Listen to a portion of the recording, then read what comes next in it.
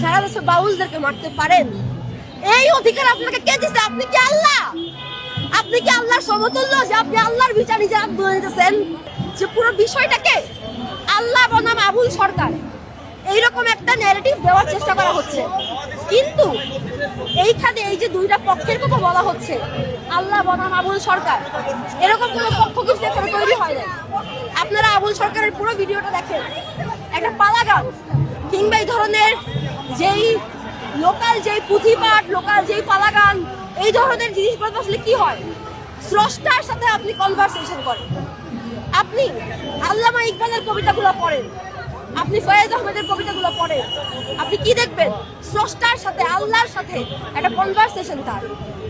এই যে একটা কনভারসেশন, এই কনভারসেশনে আপনি একটা এই কনভারসেশনে অনেক সময় এরকম থাকে যে ভক্ত আল্লাহর প্রতি তার অভিযোগ জানাচ্ছে, ভক্ত আল্লাহর কাছে আবার আল্লাহর কাছেই ফিরে যাচ্ছে যে আল্লাহ তুমি কি শুনতেছো না, তুমি কি দেখতেছো না?